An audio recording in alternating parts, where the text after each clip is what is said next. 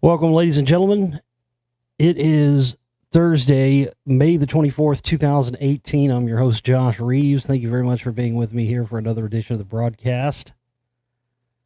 I've got lots of things to discuss and talk about with you here on the show tonight, so thank you so much for tuning in and being with me here for another one.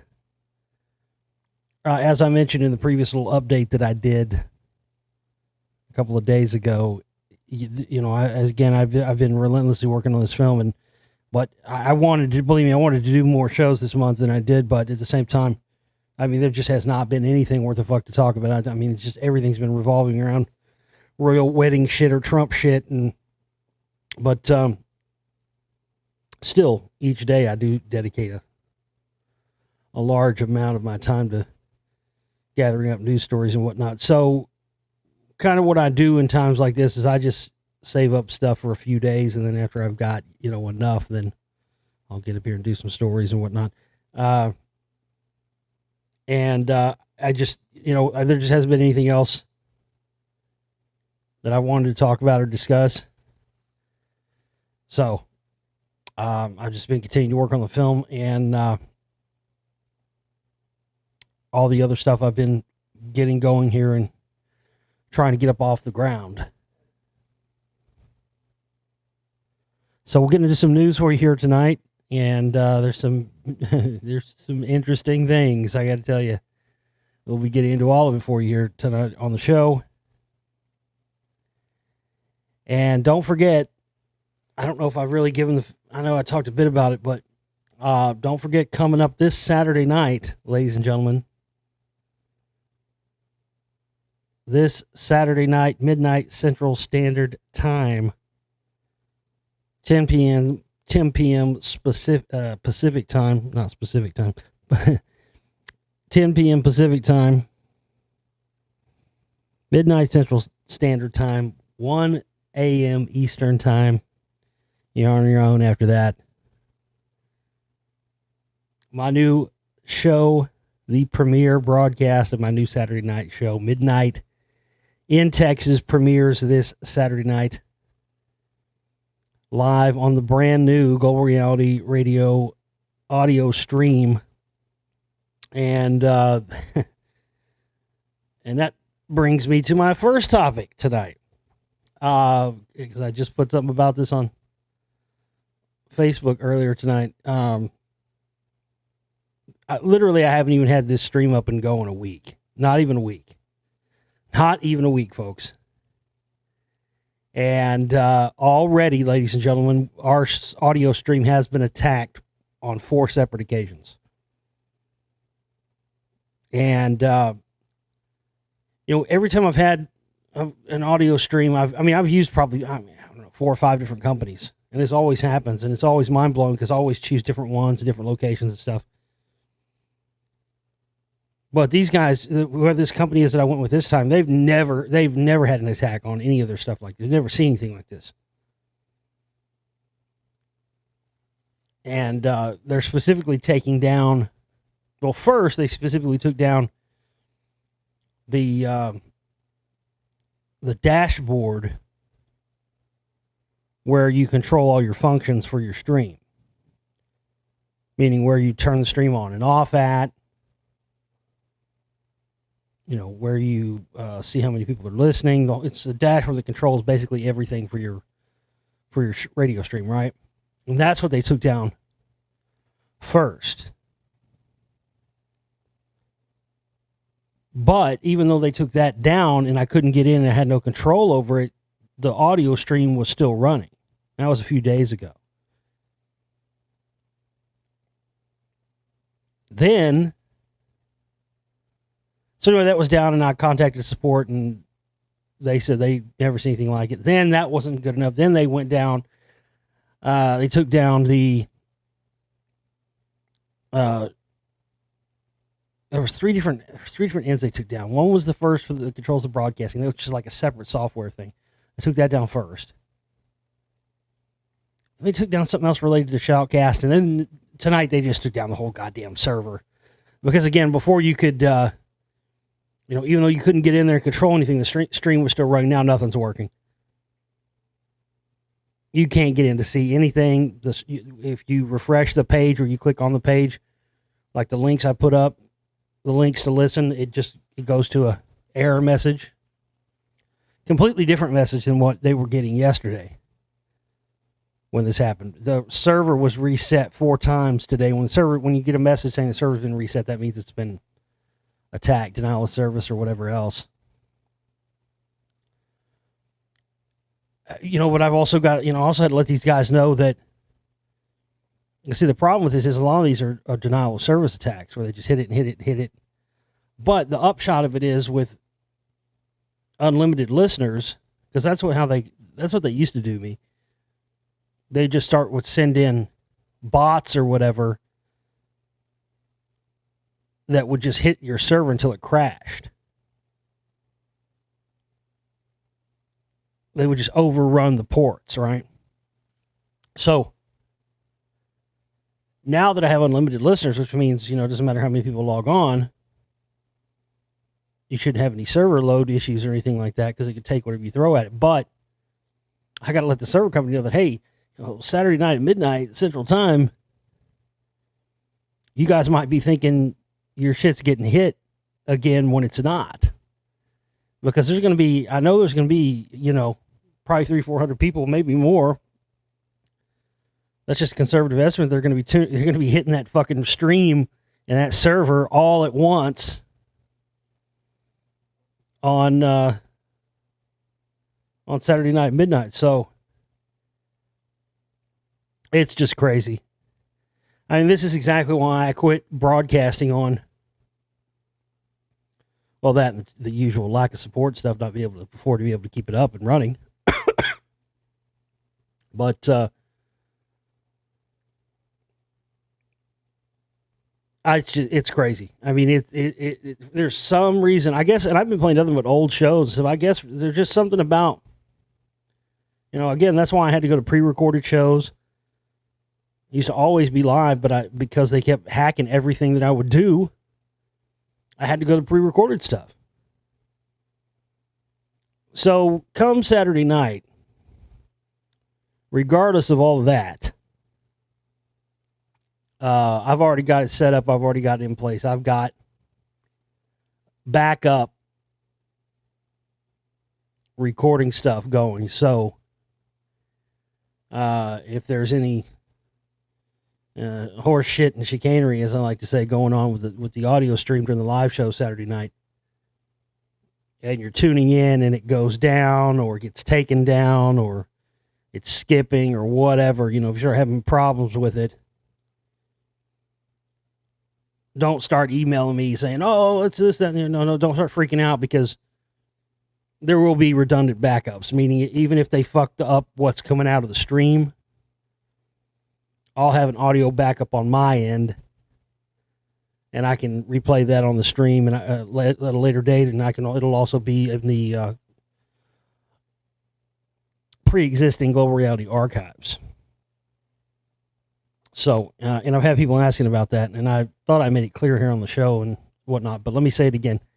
If you have a membership already to the show archives where you hear this show at, then you're fine. You don't have to do anything. It'll automatically be there and uploaded where you get this show at every week. So another reason for you all out there who haven't gotten your memberships yet to get one, now's the time. We've got a special deal going on. It ends this Sunday at midnight. Get your 1-year membership to the archives where you get this show and the new Midnight in Texas broadcast. Buy a 1-year membership now. It's $80 for the year. If you get a monthly membership, a lot of you have monthly memberships and you're paying $10 a month, you could cancel that and you could get 2 years right now for $80 instead of paying $240 over 2 years, paying $10 a month. You understand what I mean? It's a much better deal. So if you already have pre-existing membership and you're doing the $10 a month thing, and you can afford the $80 right now, now's the time to do that. You got till Sunday at midnight to do it. If you do that though, your password and your all that stuff will stay the same, and your sign up email and all that. But yeah, so a lot of you, if you don't want to do the $10 a month thing, because a lot of you out there do that way, you could switch over and get your 1-year membership, pay $80, and you'll get an additional year free when you buy a 1-year membership until this Sunday night at midnight. So 2 years for the price of 1 year for $80 until midnight Sunday night. And it's a fantastic deal. So if you haven't got a membership yet, you've been sitting on the fence, you hadn't got one yet, now's the time to do it, because you're also going to get the new show included with that. And if you already have a membership paying $10 a month, hey, might as well take advantage of this deal while it's around. Instead of paying $220 over the course of 2 years, you'll pay $80. You'll get the membership to the show and be locked in for 2 years. So there you go.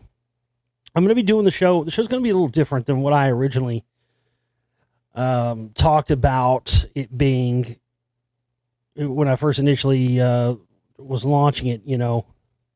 I talked about this idea, this model of having people, you pay so much for a topic or whatever else. And if anybody wants to do that, we can do that. If somebody says, hey, talk about this, here's $100. We can do that, but I'm not going to be really doing, it's not just going to be exclusively that. That's open and that's available. But I am, however, one of the big things that it's coming up on, it's crazy, it's coming up on 10 years. We had our 10-year anniversary last year for the broadcast, but coming up next year, 2019, will be 10 years of the Global Reality Radio Network when I started my own platform. And one of the reasons why I did that initially is that I was on about 5 or 6 different networks for a while, for the first 2 years of the show. And then, different problems always arising from sponsors and sponsors don't want you to talk about this. They're not going to sponsor if you talk about the CMP or whatever, which happened many times on several different networks. And so when I started my own network, I said, look, I'm not going to do that. It's the main reason why I have to constantly ask for donations and contributions. Because I said from day one, and it's not people who've just been listening for a short period of time or whatever. It's not your fault for not knowing this.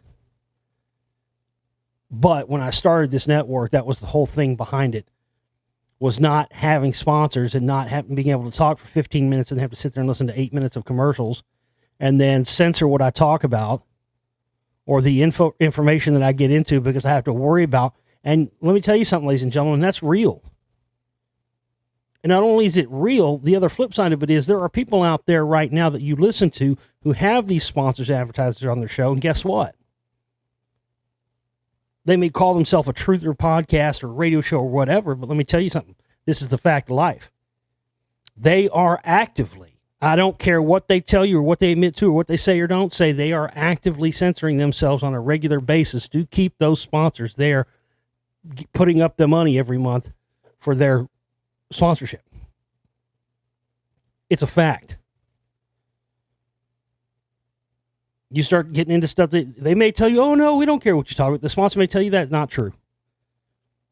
These guys, and not only that, but these guys there are people out there actively not talking about, not getting into having on guests that talk about certain subjects because of the sponsors. So from day one, I was never going to have that. But again, it's the whole reason why, if you're not going to, because the sponsors really, honestly, if you're going to have a radio show or do something like this, you have to have that. No radio network in the world will take a show and put a show on without sponsors on it. They won't do it. Not any of them. So the fact that we've had this thing going this long for 9 years now, it'll be 10 next year. You've never once had to listen to my show. Oh, well, we'll be right back. Let's take a commercial break. And I go to commercials and play canned pre-recorded commercials. But that only stays that way if people contribute and donate. That's been the whole model of me doing this. So for the new Saturday night show, Midnight in Texas, I'm going to start looking for some sponsors for that show. But I'm still not going to do the canned, pre-recorded, buy Peter Patriot Stay Hard Dick Pills. They'll keep your shit hard, or you're going to a FEMA camp. Now at Infowars.com. No, I'm not going to sell fucking Peter Patriot Stay Hard Penis Puffer Pills. I'm not going to play ads or anything, but I have no problem doing live reads and, beginning of a show, end of a show, or whatever. Say, hey, go check out these guys. They're awesome. Here's what they do. Go check them out. So if you want to do that, if you're interested, and I don't care what kind of business it is, it could be fucking tamales or, Jose's fucking flaming hot Carolina Reaper hot sauce. It'll burn your fucking Illuminati ass off. I don't know. I'm kidding. Whatever. I don't give a fuck what it is you sell. But basically, I'll do, I'll just do a live thing, like I'll just tell people to go check out or whatever. So here's the deal we'll have now for I'm going to go ahead and give you the specifics of this. If you want to sponsor the new show, Midnight in Texas, that way we can have, keep the line. That'll just enable, basically what it'll enable us to be able to keep the live stream, audio stream up, and be able to broadcast the show live there. So that's why I want to get some sponsors I can do live reads for this show. Okay, so here's the rates. Essentially, it'll boil down. It'll be $400 a month for your sponsorship. Basically, $100 a show. And you have to sign a 3-month contract, meaning you can't just do it for 1 month and then bounce out, because sponsors, people will do that. They'll get it for 1 month and then they don't get any, don't get any action, and then they quit. When they don't understand that you have to build up in radio audiences. If you're just there for a short amount of time, people are not going to check your stuff out. That's just the way it is. I've dealt with this kind of stuff before, and it's just the way it is. So here's what you'll be able to do. You'll pay $400, and once 4 shows are done, after 4 shows, and you get your 4 shows with me mentioning your product in there. Once 4 shows are up, a month of shows, you pay another $400, and you get another month. When that 4 shows comes in, you pay $400.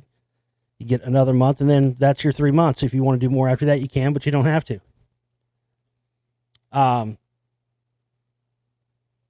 But don't ask me to do, can I pay you $100 a week here? No, you got to pay the $400 up front for each month for your 4 shows. The way it is.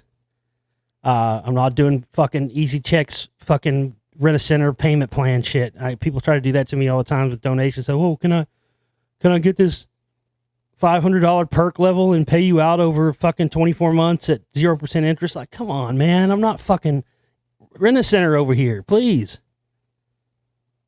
I think Walmart, we don't have layaway. Sorry.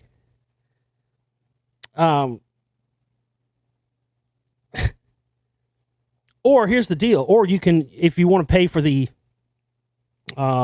first 3 months, the 3-month contract for your sponsorship, this is where you really get a deal. If you pay for the whole 3 months up front, would be $1,200.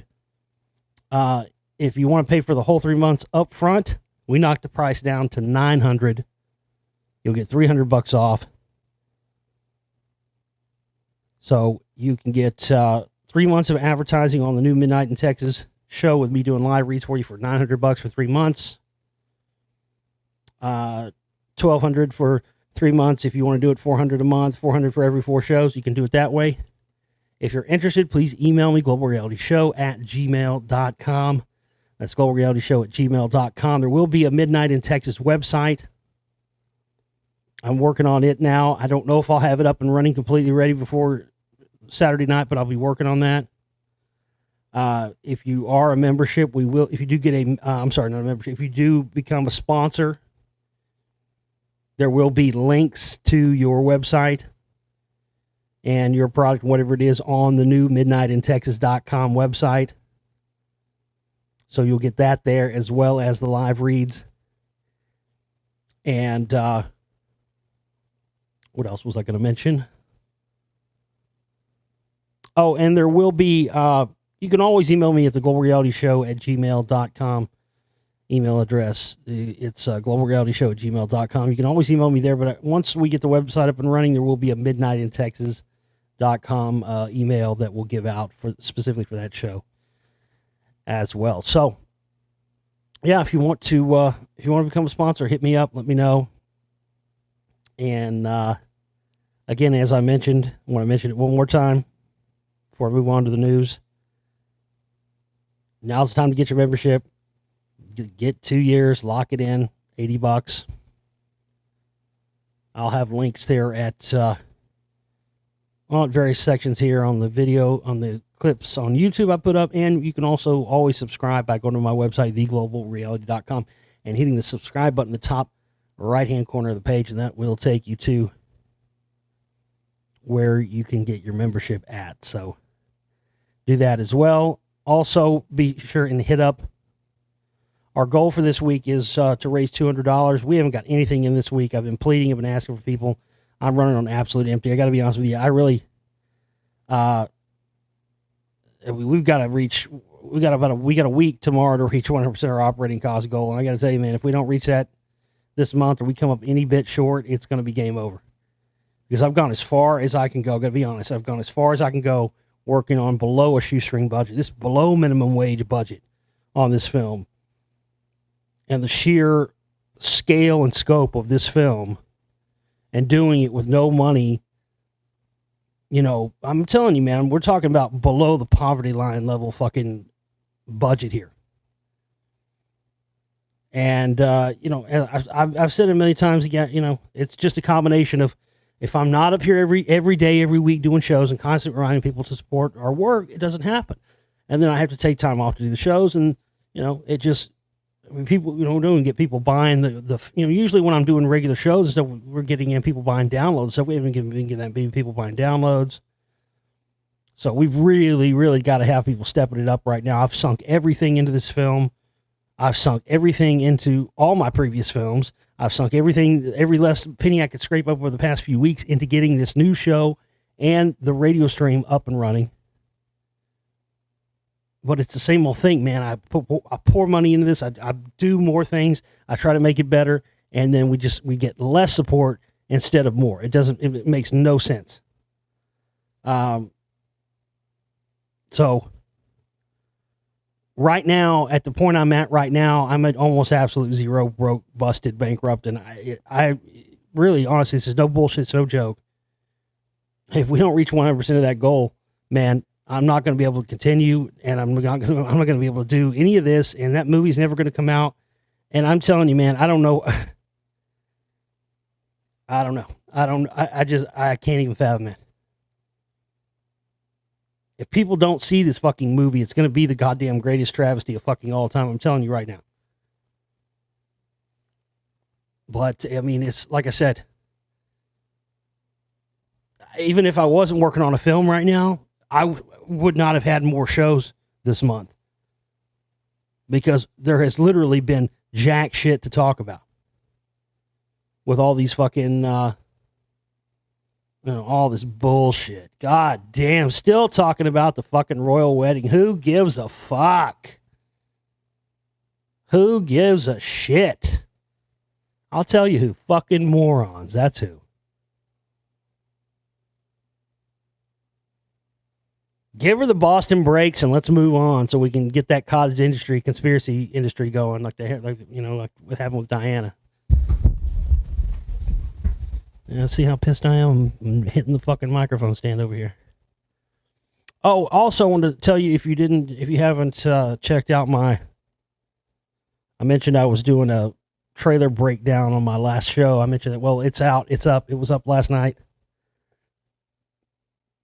It's here on my YouTube channel. Josh Reeves' Ultimate Bohemian Rhapsody trailer scene by scene breakdown. And this is where I'm breaking down the new, just came out last week, trailer for the up-and-coming Queen biopic, Bohemian Rhapsody. So definitely go and check that out. It is without a doubt the most comprehensive breakdown done on the film, and everyone else who has done breakdowns on that film falls at the feet of the master when it comes to mine. Yes, I can say that with full fucking gusto and full positive fucking belief that I'm correct in that statement. I know my shit, and I definitely know my shit when it comes to the band Queen, let me tell you. So, there you go. Go check that out. There's a lot of interesting stuff in there. All right, let's get into the news stories we've got here for you tonight. Cleveland Indians pitching ace Trevor Bauer is accused of spreading 9/11 conspiracy theory that George W. Bush was behind the terror attacks. Trevor Bauer was dealt a bit of a curveball on Tuesday night. The Cleveland Indians pitcher had just thrown for 6 scoreless innings that helped to secure the team a 10-1 win over the Chicago Cubs, but was met with outrage by some who claimed he was promoting conspiracy theories on the mound.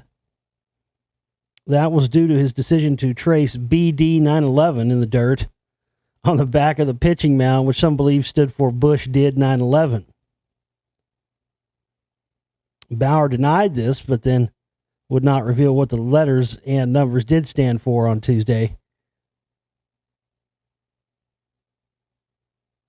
Fiery Bauer lashed out after the game while addressing the claims being made by some on social media. Oh, God, why the fuck do they do that? They put a goddamn video in the middle of the fucking text, and then you can't close out of the fucking video. Why in the shit do they continue to do this kind of crap? There is nothing more fucking frustrating than that, I'm telling you. Give me a second here.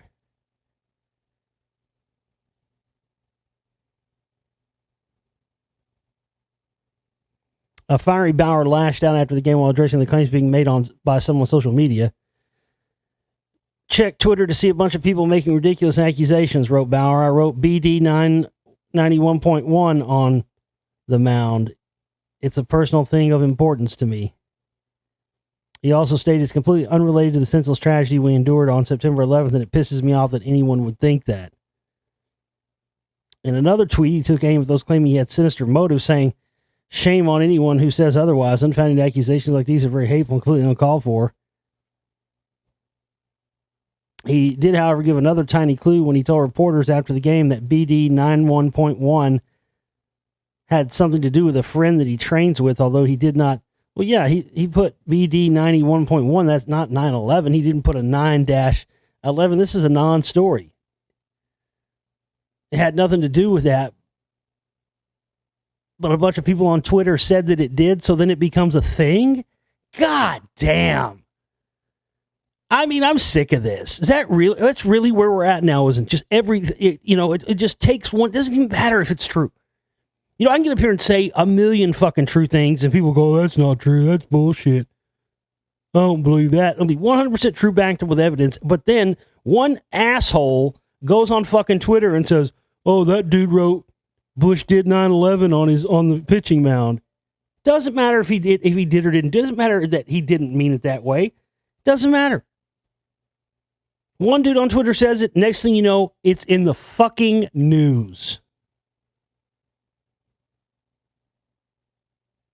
Yet I've covered 10,000 things on this show for the past going on 11 years that should be huge news that aren't. I mean, that's beyond fake news right there. All this talk about fake news and shit. We don't even need fake news. Who needs fake news when all you need is one dude on Twitter to say that somebody did something? Doesn't matter that they didn't do it that way. Doesn't matter it's not true. Not one bit. But then the pitcher addressed it. That's the thing that's the problem. Man, I used to do it too, but I don't do it anymore. If you don't feed the trolls, they die. If you feed them, they flourish. He fed the trolls. Got burned for it. Speaking of trolls, folks, I don't know why people call me a troll. I mean, I'm only, about 5'5" and about 285. I don't know. That's the one thing when I first saw that motherfucker. I was like, God damn, he's like the Penguin. He's got little man syndrome. There's no question about it. That dude ain't that tall. If he's 5'5", I'll kiss your ass. He's about 5'4", 285. Waddles like the Penguin. Whack, whack, whack, whack. Hey guys, how's it going? I'm gonna get in here and get some enchiladas real quick. Families of Sandy Hook victims sue Alex Jones for defamation after right-wing conspiracy theorists claimed 2012 shooting was hoax and relatives were paid actors. Well, we already knew he got hit, but apparently he's got hit by 6 more lawsuits, or 6 more family members. 6 more families of the Sandy Hook Elementary School massacre victims sued right-wing radio host and conspiracy theorist Alex Jones for alleged defamation Wednesday, proclaiming the shooting was a hoax and the relatives were paid actors. And again, as I've talked about before, don't buy into this, that one side's good. That's what they're trying to do. They want to fucking try to rope you into one side or the other here. These guys, Jones, the crisis actors, all this shit, these guys are all part of the same operation. So sure, Jones will tell you, and he'll play it all day long in front of the camera like, this is him taking on the axis of evil, or whatever other bullshit he's going to lay on you that day. This is all a part of the fucking psyop. This is all a part of this continued psychological operation right out of the Mind War documents with Michael Aquino. I've been telling you about, going back to the Secret Right series now almost 10 years ago. My God, folks. This is all a part of it. Don't you see? They're trying to set a precedent here against free speech and using Jones, their stooge, to bring this in. They want to set a precedent where they can just, this is not, this whole thing doesn't even qualify. The whole thing is a psyop. But they want to set a precedent where, that person on a radio show talks about conspiracy theories. He says that, that the Rothschilds control a good portion of the entire wealth of the whole planet. That must mean that that he's anti-Semitic and he hates Jews. So let's sue him for that. Anyway.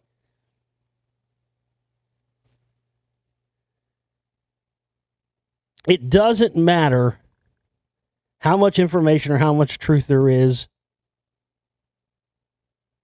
to these things being operations or anything else, because it's all about getting people to believe in one side or the other, instead of seeing that both sides are a controlled part of this psychological operation to get you to be on one of those sides. It's further divide and conquer. It's further way to get people separated, again, to get people on the sides for the new coming civil war, so that we are constantly fighting with each other and never uniting to fight against them. And that's the main fucking thing that Jones perpetuates.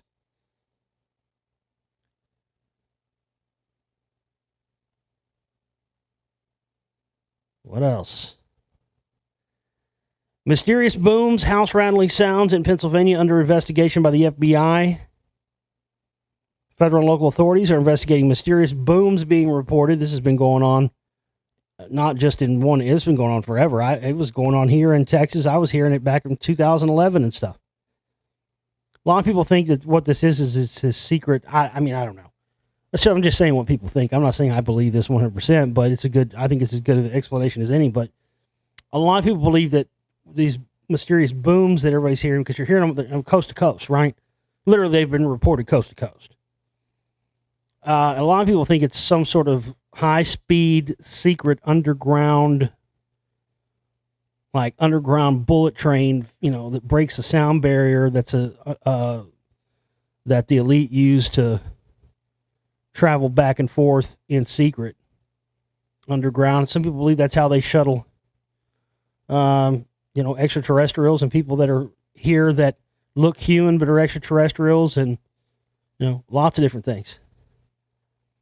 Federal and local authorities are investigating mysterious booms being reported in Upper Bucks and Lee counties. Springfield Township Police say there have been multiple reports of loud explosions, with the most recent one happening shortly after 4 a.m. on Tuesday. No one seems to know the source of the mysterious booms. I thought that somebody was making a tunnel or space junk fell out of the sky, said Susan Crompton, who lives in Haycock Township. From poachers, gunfire to explosions to a sonic boom, said Jerry Hertz of the mysterious sound. There have been no shortages of theories, but still no answer as to why so many residents have been jolted by mysterious and near-deafening sounds. It's a rumble. It actually rumbles the ground like an earthquake. Yep, that's what I heard. Then it has a loud boom. I've been in the military. I've got experience with explosives. I was a Navy diver, and that was definitely not a gunshot, Hertz said. Local police municipalities have been receiving reports of the boom since early April. All reported sounds have taken place between the hours of 2 a.m. and 4:30 a.m.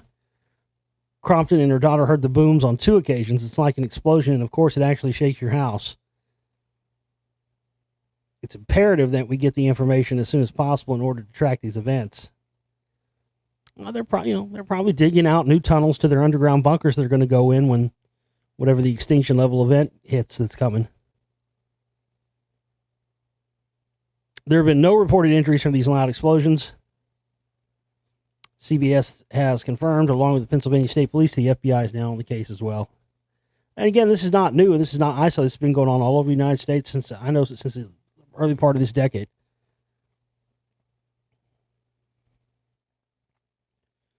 Security troops on U.S. nuclear missile base took LSD. Oh, nice. That's what you want. Yeah, that's what you want right there. That's just quality, isn't it? America, fuck yeah, gonna trip all balls and launch some rockets. That's fucking America right there, America.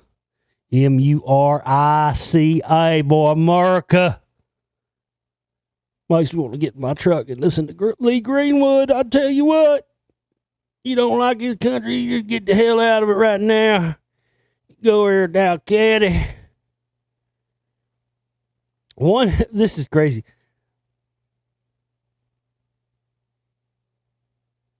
I don't know, dude. That'd be the last place I'd want to trip at. That's like, man, I knew this dude back in the 90s. Dude I worked with. And he's like, hey, man, you want to come over and do some acid? I'm like, all right, cool.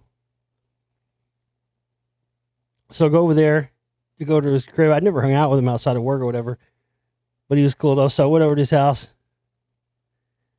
And we're getting ready to take this acid or whatever, right? And, I figure he goes to put something on, like a DVD or something. I figure he's going to put on, like, fucking, Dark Side of the Moon or, some shit like that or, something trippy and psychedelic, right? Dude puts the movie in, like, oh, hey, man, what are you putting on, Fucking Dark Side or, fucking the Pink Floyd, The Wall, or what the fuck? Movie comes on, fucking Schindler's List. I'm like, wait a minute, dude. Are you telling me that you want me to take LSD and watch fucking Schindler's List with you? You're out of your goddamn mind. I'm fucking out. Peace. Bailed on that motherfucker, dude. Like, fuck no. Who in their right fucking mind would want to trip balls and watch Schindler's List? Are you kidding me? All the movies in the world, all the great fucking psychedelic movies you could pick to watch, and you picked fucking Schindler's List? You could put on fucking Close Encounters of the Third Kind or something, dude. What the actual fuck? So yeah, maybe second only to Schindler's List would be, hey guys, we're working security here, protecting all the America's nuclear stockpile. That's a good place as any to take a bunch of acid. Let's do it. What the fuck? That's insane.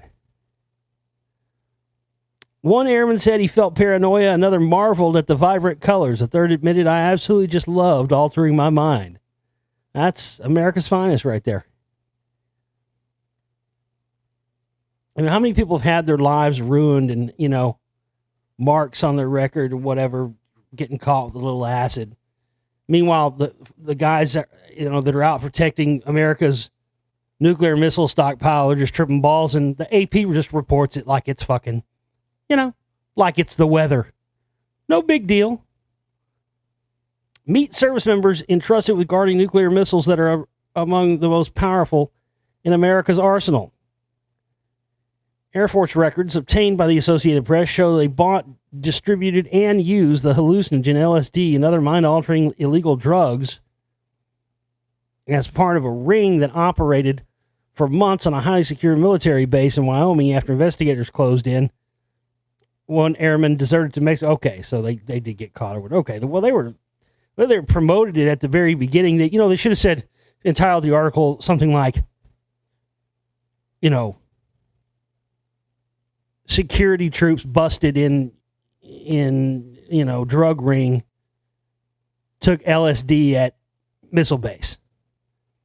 But instead, they splash it up with this sensationalist fucking story, a la the Jonestown Kool-Aid drinkers.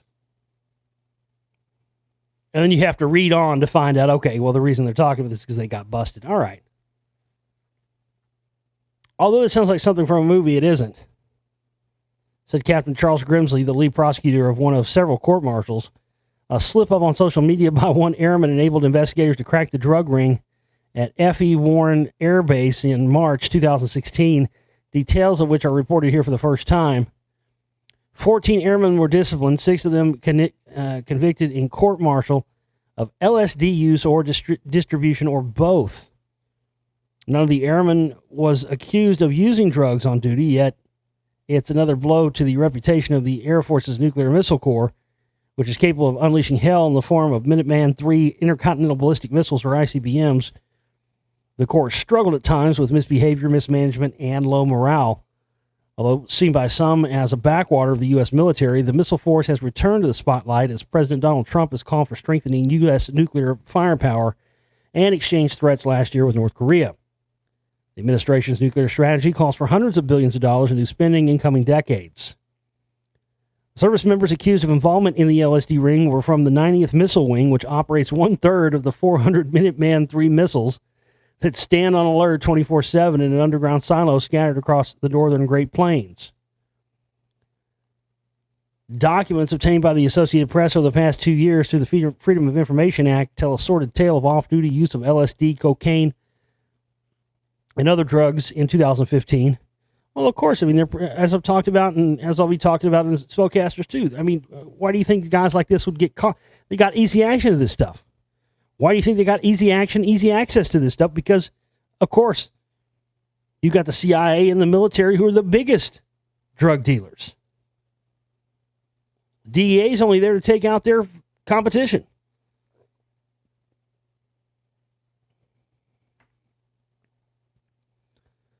I felt paranoid, panic for hours after taking a hit of acid. Well, fuck yeah, that shit's the long haul, motherfucker. It's not like shrooms. You can take shrooms and, you only trip for like 3-4 hours or whatever. You can fucking take some acid. Depending on how strong it is. Yeah, you might be there 12, 14, 16 hours. You take too much, you might think you'll never come down, never be the same again. Once you get on about that third day of a trip, I've seen it, man. I've seen people on it. Once you get on about that third day, people just eat. Sometimes they just eat too much, Oh, I ate 2 hits this one time, and 2 hits barely did anything for me, so I'll take 3 this time, and it'll be just fine. I've seen people fucking totally fuck themselves over taking too much.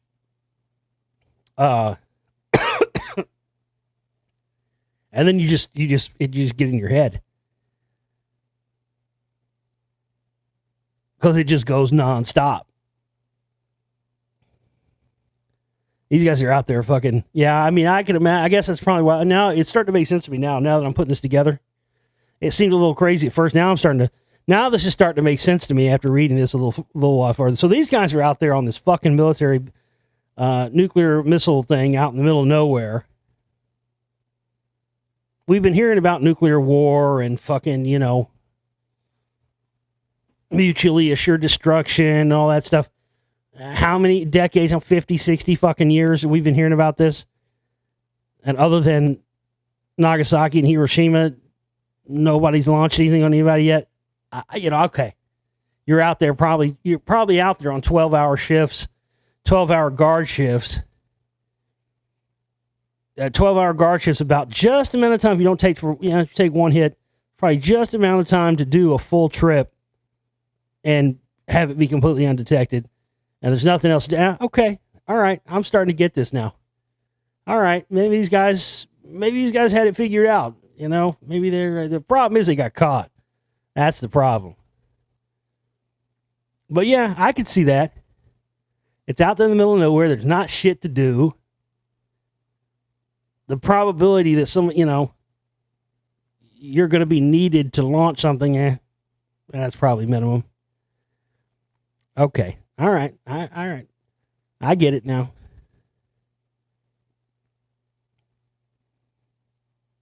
Ian McKellen says half of Hollywood is gay. Half? Half?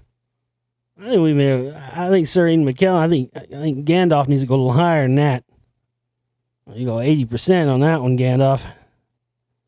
Magneto, whoever the fuck your name is. Suge Knight says that 90% of hip-hop rappers are gay. 90% of well-known. That's a big number. We know Dr. Gay is, though. It's just still so fucking funny. Dr. Gay. Oh, that's so hilarious. Oh, there's a bunch of them, though. There's a bunch of them. Veteran star rails against studio representation of minorities, saying they only recently discovered that there were black people in the world. Well, that's not true. I saw Roots way back in the day, and that had a bunch of black people in it. Ian McKellen, who has for many years been the most famous openly gay movie star. Ian McKellen's a homo? I didn't know that. Well, no wonder he's talking about this. Just like it's the same shit I was talking about in my Bohemian Rhapsody trailer breakdown. You guys got your acceptance. You got gay marriage. Society accepts you now. Why can't you just be happy? Why do you got to continue to push these agendas and make things out there, that aren't existing? Because that's what everybody does now. Again, that's the whole thing. If an agenda doesn't exist, then we'll just make it up and say it doesn't exist. That way and then people either won't believe it or they will buy into it. But I mean, you had that with that Bohemian Rhapsody trailer. It hadn't even been out a day last week. And already some asshat, one asshat, here we go again. One asshat made a tweet about it and said that they were trying to straight wash Freddie and make him seem like he was straight and downplay the gay stuff. The guy that said it, of course, was gay. And there couldn't be anything further from the truth, but it doesn't matter. And again, this is one guy that posted one thing on Twitter. It gets picked up. It's new. Now, all of a sudden, it's news. But if you watch my trailer breakdown, you'll see that's anything but the case. And give me a fucking break. Half of Hollywood's gay. Now, that's a conservative figure, Magneto. The fossil skull that could rewrite the history of Earth's continents. Boom! Man, I found this in my own research. I've been talking about this for years. When you do the research, it just makes sense. I was laughed at when I first started bringing this up, but it's in, if you look at archaeological remains, it's there.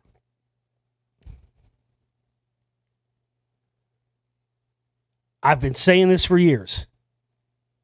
All the continents were connected into what is commonly referred to as Pangea before breaking off and spreading off a lot more recently in history than we've been told. And whatever the event that happened, that the Great Flood or whatever you want to call it, that the soil analysis of the rock wall shows happened around that time period, around 12,700 to 13,000 years ago.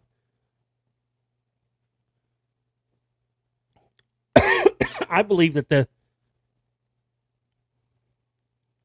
continents were connected as recently as back then. And when you look at archaeological stuff in Africa and South America, you can see that there's these same, there are sites that have lines drawn to them that are in South America and that are also in the southern part of in Africa, on the western shore of Africa, where you can see that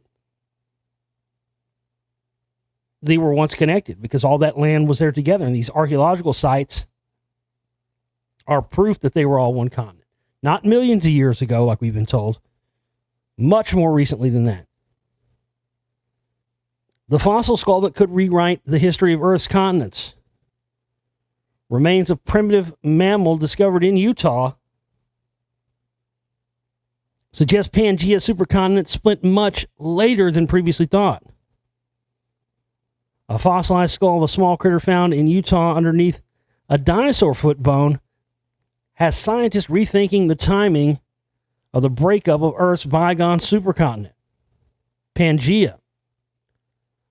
On Wednesday, scientists discovered the nearly 130 million year old fossilized skull of a primitive Cretaceous period mammal called Cephalodon Wanamarkamoosh. That is a huge fucking clusterfuck of a name. Why couldn't you just call it something like Cliffy Wah or something?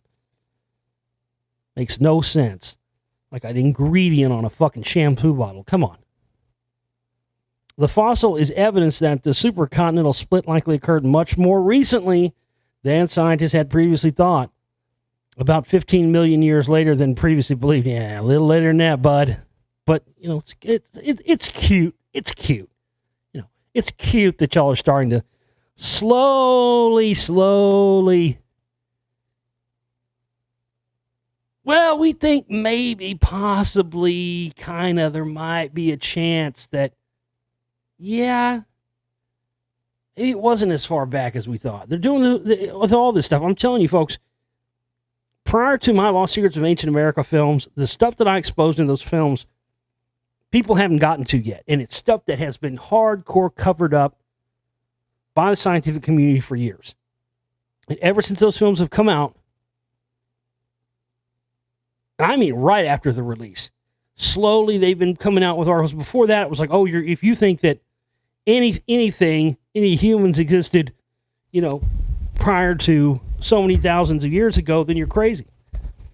And then they started pushing that back farther. And even stuff like mounds are getting mainstream attention now that were not. I'm telling you, mounds, people didn't give a fuck about them before Lost Secrets of Ancient America. I'm telling you, they did. And some of the sites that we featured in that film have now gone on and had complete revamps to them, have money poured into them. Nobody knew about the importance of a lot of these sites until I uncovered it. That is a fact. It's not fiction. That is a fact. I had Lost Secrets of Ancient America. Actually, the first one actually got shown in some schools and classrooms. I mean, how insane is that?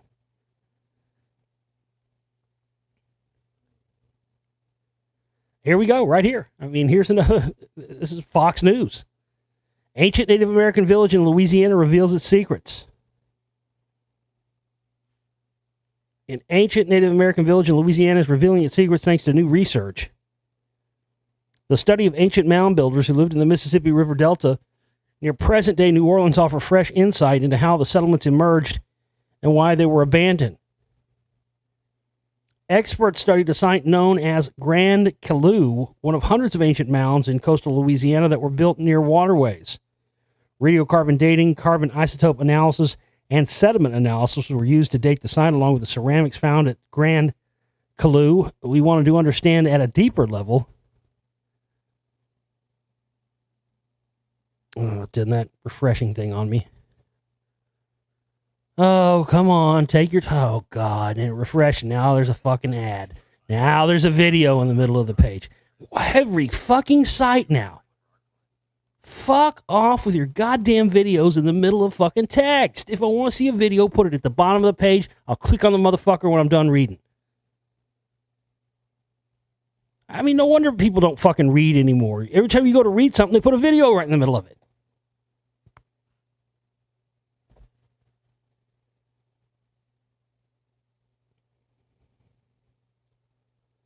We wanted to understand at a deeper level how indigenous peoples of the coast were choosing where to build their villages, said University of Illinois anthropology professor Yehor Mehta, who conducted the study with Vanderbilt University postdoctoral researcher Elizabeth Chamberlain. Both Chamberlain and Mehta were at Tulane University in New Orleans when they conducted the research. Louisiana's full of mounds. Full of mounds. Their findings have been published in the journal Island and Coastal Archaeology. Ceramics at the site date between 1000 and 1400 AD. The mounders settled up their villages 1200 AD, blah, blah, blah. Wank, wank, wank. Goes back farther than that. But every one of them, they always stay right within that same time period as far as what they'll admit. But yet, when you go to some of these ancient mound sites and you go there and you read the stuff that they have available on site, I found that a lot of sites you'll find stuff where they'll like, wait a minute, how come they say publicly, or if you read something about this online, or some scientific publication on this, it'll say, oh, it's dates between 1000 and 1400 AD. But yet you read some of the information they have on some of these signs at some of these sites and on some of the literature they have, and in some cases they some of these sites date back to 3, 4, 5, 6,000 years old.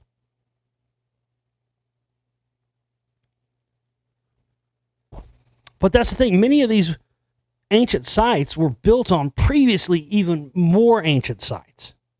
And that's another thing that's interesting about the rock wall is that the rock wall is so old that at the very top layer of it is actually a primitive form of concrete. Because somebody came along thousands of years later, after this thing had already been there for hundreds of thousands of years and laid there for 13, 14,000 years, just unused and abandoned. And later people, presumably people related to the Caddo Indians, came along and layered the top level that was sticking out of the ground with a primitive form of concrete. And in fact, many of the ancient sites in America were where they eventually later chose to build major cities right on top of. That was another thing I found in my research that was really fascinating to me. Because you always wonder that, I mean, think about what city or town or whatever, just think about where you live. It doesn't matter where you live. Wherever you live, unless you just live out in a cabin in the woods, then fuck you. But, pretty much everybody lives somewhere where, there's a town or a city there, and then you go 30, 40, 50 miles or whatever out, and it's middle of nowhere, right?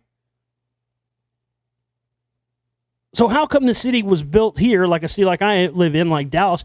How come Dallas was built right here and not another 50 miles or 40 miles, 50 miles south of here or east of here where there's nothing?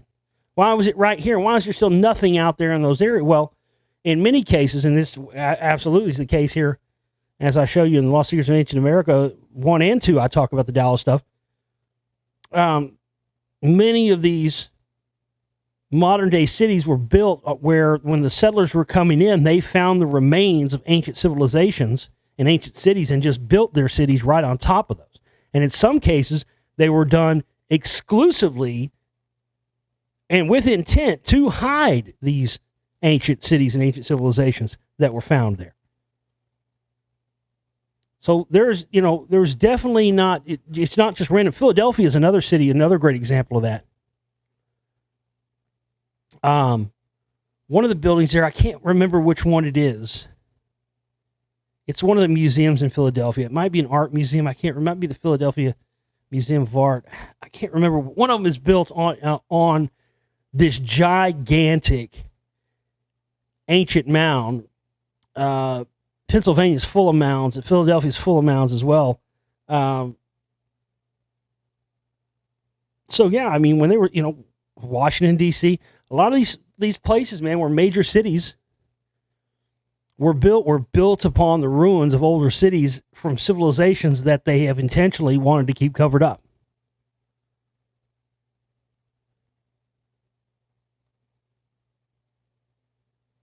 U.S. military released a study on time travel and warp drives. But here's what a theoretical physicist thinks about it. Let's see what kind of clickbait this is. You ever feel that way? Start to feel that way more and more every day. Every time you search and search and search for a decent news article, and then you find one, you're like, 95% chance it's going to be some total clickbait. Let's find out. Sometime after August 2008, the U.S. Department of Defense contracted dozens, or contracted rather, not contracted. They didn't contract dozens of STDs. Let's start over. Sometime after August 2008, the U.S. Department of Defense contracted dozens of researchers to look into some very, very out there aerospace technologies, including never before seen methods of propulsion, lift, and stealth. 2 researchers came back with a 34-page report for the propulsion category titled Warp Drive, Dark Energy, and the Manipulation of Extra Dimensions. The document is dated April 2nd, 2010, though it was only recently released by the Defense Intelligence Agency. The author suggests we may not be too far away from cracking the mysteries of higher unseen dimensions and negative or dark energy, a repulsive force that physicists believe is pushing the universe apart at ever faster speeds. Control of this higher dimension space may be a source of technological control over the dark energy density and could ultimately play a role in the development of exotic propulsion technologies, specifically a warp drive, the report says, adding, quote, trips to the planets within our own solar system would take hours rather than years, and journeys to local star systems would be measured in weeks rather than in hundreds of thousands of years. However, Sean Carroll, a theoretical physicist at Caltech who studied and follows the topics covered by the report, had a lot of cold water to pour on the report's optimism. Well, right. I'm not even going to read what he has to say. Because all he's going to say, I swear to God, I haven't looked at what this guy says. I've got my eyes closed right now. Before I even got to the paragraph, I closed my eyes. Haven't even looked at what this fucking physicist says, but I guarantee you, whatever drivel this guy spills out of his fucking mouth when I open my eyes and look at this, it's going to be something to the effect of he's going to say, none of these things are possible based on this, this, and this. And everything's going to be basing that assumption on is going to be based on our current mainstream narrative of accepted science. Let's see. Quote, it's bits and pieces of theoretical physics dressed up as if it has something to do with potentially real-world applications, which it doesn't. This is not crackpot. This is not the Maharishi saying we're going to use spirit energy to fly off the ground. This is real physics. But this is not something that's going to connect with engineering anytime soon, probably ever. Boom! I was right. Yeah, because this guy's fucking... Listen, this is a military report. This asshat at Caltech is basing his whole assumption, everything he knows, off of what he believes exists. And let me tell you something, bucko. What you believe exists versus what really exists is a huge fucking expanse that I don't think you could even wrap your mind around, even if you can wrap your mind around Theoretical physics. Boring. Let's talk about theoretical shit that's just based on theories that people have and not really based on so much real facts in every case. You remember the fucking Warren Commission? That was the whole basis of their bullshit magic theory. Fucking one bullet that zigzagged and went here and went there and went up fucking to the moon and back and came out Marilyn Monroe's asshole and then went through Connolly's arm and went to fucking 7-Eleven and got a Slurpee and came back and then hit Kennedy in the fucking head. I mean, literally. That whole thing was based on theoretical physics, and it was a fucking crock of crap. Let me tell you something. These guys are doing these warp drive studies. These guys are based. This is not just. They're not sitting around circle jerking saying "what if" here. They're based on this stuff on their knowledge of actual, real world construction going on, and real money, big money, being poured in from the highest levels into finding and creating these technologies. And the other part of it is some of these technologies have been there for many, many years, back engineered from extraterrestrial craft, but they have to have a story and a narrative to be able to sell on why they got it. So in one way, the guy, I guess, Mr. Theoretical Physics here, I guess in one way he is right. Because based on, again, based on the knowledge of what we think technology we have, of course none of that's possible. But the reason they're having these studies and talking about this, they're trying to figure out a way, ladies and gentlemen. Some of this stuff they back engineered. Some of the technology, the reason it's been on the shelf for these years, they can't figure out how to explain how it works. They can make it work, but they can't explain to someone how or why it works because it defies everything that we know and all our preconceived notions and narratives for what is possible within the realms of physics and everything else. Again, case in point, the rock wall. Why they want to have people believe that thing's a natural formation. That's the main reason, because they can't logically explain how it was created, because the methods that were used to create it are beyond us, and I've had experts look at it and look at the data and tell me that personally. That rock wall could not have been created in Earth's current gravity.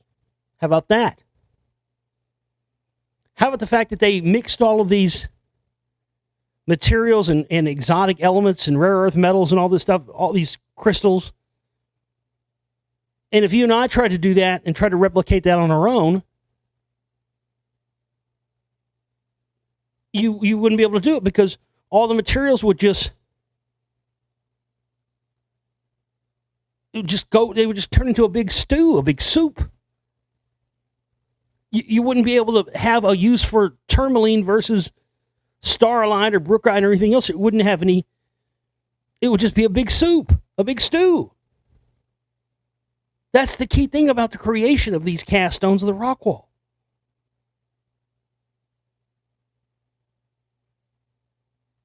The independent molecules of these individual components, their molecular structures stay intact within the stones, ladies and gentlemen. The molecules don't bond together. We have no explanation and have no idea how to do that and replicate that technology at all. Same thing with all this other stuff. But in order for us to start having some of this back engineered technology, they first have to reverse engineer it, which in many cases they've done, but they have to not only reverse engineer it, they then have to reverse engineer it and then come up with a process to explain to everybody on planet Earth how we went from basically the Wright brothers Look at how many years it was between the Wright brothers and the SR-71 Blackbird. Look at that. I mean, we went from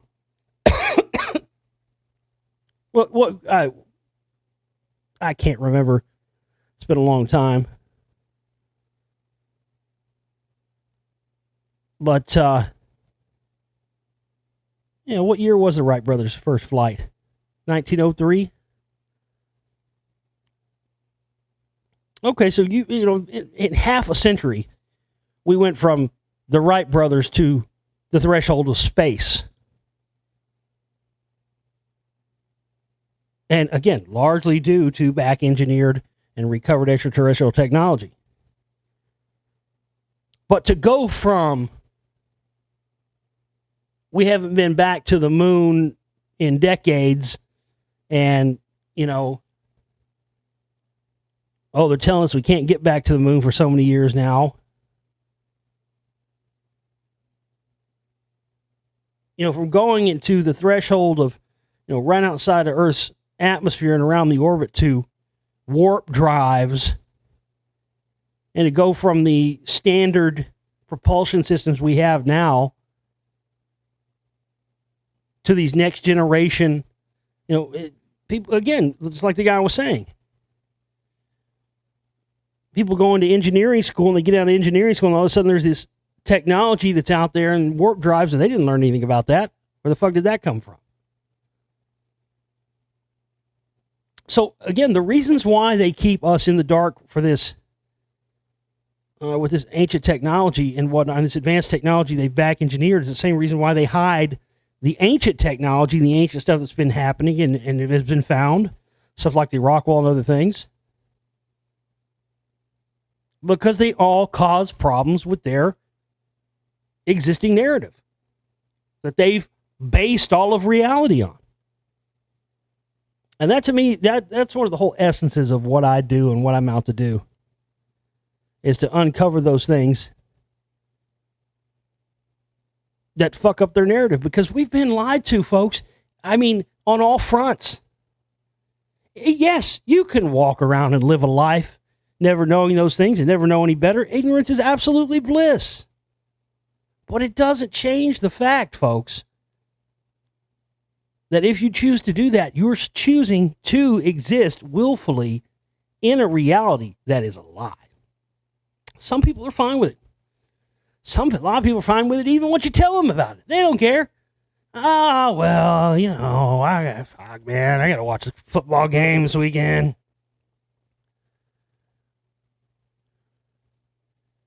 Some people are happy that live in the lie, willful, blissful ignorance.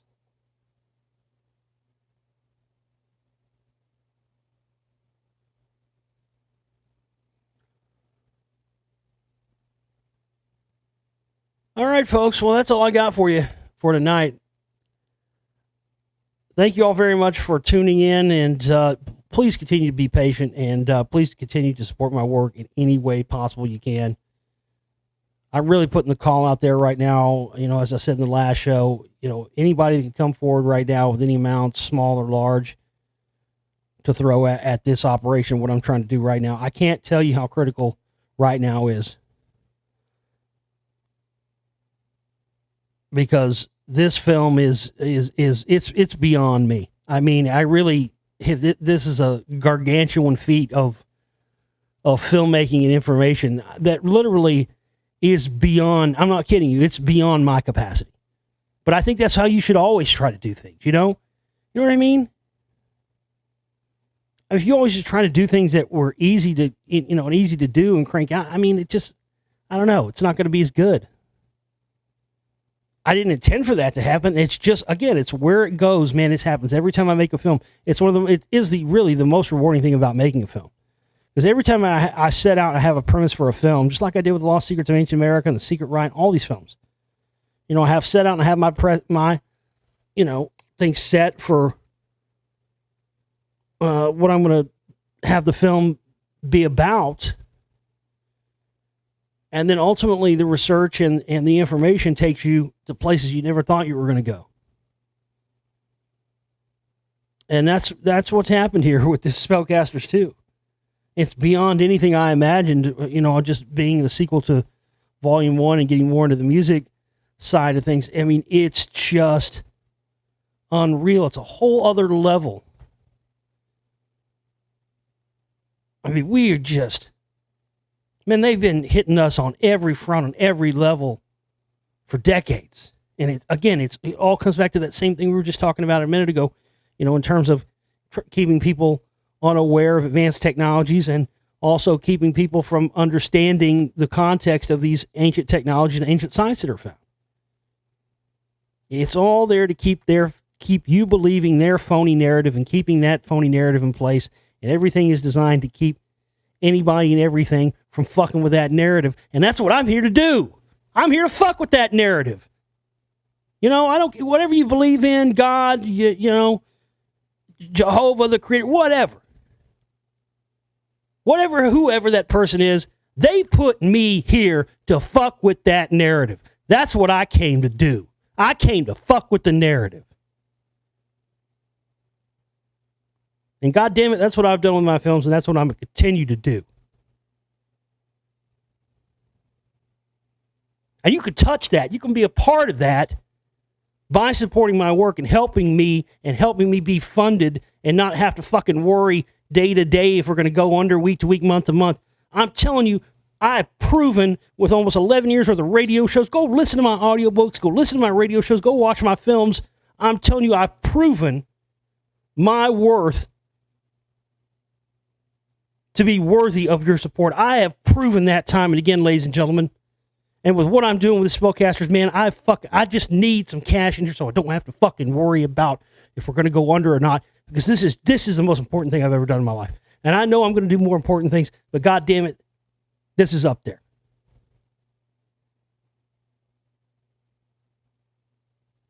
It really, truly is. And it's hard to make people understand that when you don't have anything tangible to show them because, there's so many levels to working on this film. I can't just, well, show us a preview. Well, there's not anything edited. There's not anything to show you. It doesn't work like that.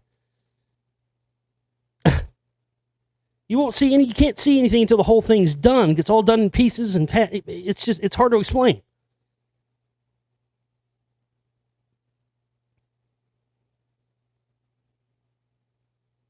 My past work should speak for itself and should be enough for anybody and everybody that can support me right now to do so. Because what I'm going to come out with is you think I've hit them hard already. You ain't seen nothing yet. Don't forget, Saturday night, midnight, Central Standard Time. Midnight in Texas. New show. You'll find links. I'll put links here in the video and stuff. You can also find links on our Global Reality Radio Network Facebook page. Josh Reeves, talk show host, filmmaker, explorer page, and the new Midnight in Texas Facebook page as well. All right, folks, spread the word and get your contributions in, folks. I'm telling you, we're going to hit them with the fucking balls with this shit, but I got to have a war chest to work with to do it, and I'm putting the call out. If you can donate a little bit, fine. If you can donate a big amount, that's fucking even better. Whatever.